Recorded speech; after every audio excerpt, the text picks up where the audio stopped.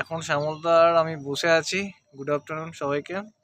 তো গেছিলাম আজকে চণ্ডীতলায় একটু কাজ ছিল।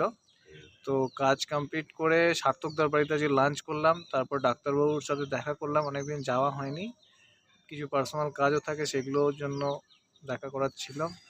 যাই হোক, আজকে দুপুরবেলায় একটু মাচার ধারে, সরস্বতী নদীর ধারে একটু বসে আছি। এই নদী আপনাদের দেখাচ্ছি।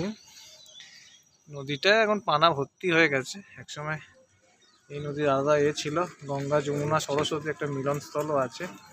তো যাই হোক, আমরা এখানে বসে আছি। আজকে বিকেলটা একটা প্রোগ্রাম আছে, প্রোগ্রামটা একটু যাব। আজকে সবাইকে বলে দিই 26শে জানুয়ারি আপনারা সবাই আজকের দিনে রিপাবলিক ডে হিসেবে পরিচিত। আপনারা সবাই ভালো থাকবেন, ভালোভাবে দিনটা কাটাবেন। আজকে রিলিজ করেছে অক্ষয় কুমারের, মানে আজকে নয় 24 তারিখ রিলিজ করেছেন অক্ষয় কুমারের স্কাই ফোর্স। তো স্কাই ফোর্সটা দেখবেন অবশ্যই, খুব ভালো একটা পেট্রিয়ট মুভি। এবং এখানে ওই 1965-এর ওয়ার নিয়ে ফার্স্ট যে এয়ার স্ট্রাইক হয়েছিল সেই মুভিকে অবলম্বন করেই, মানে সেই সিচুয়েশন বা সেই ঘটনাকে অবলম্বন করে এই মুভিটা। এখানে ড্রামা, এন্টারটেন সমস্ত কিছু রেখেই এই মুভিটা বানানো হয়েছে। তো আজকে শ্যামলদা, আমি আরও 2-3 জন আসবো, একসাথে আমরা দেখতে যাবো। শ্যামলদা একটু হাই করে দিন।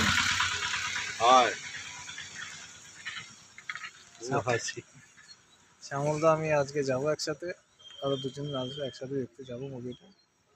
যাই হোক, এই দেখুন মাচাতে বসে আছি, আরও 2 জনের জন্য ওয়েট করছি।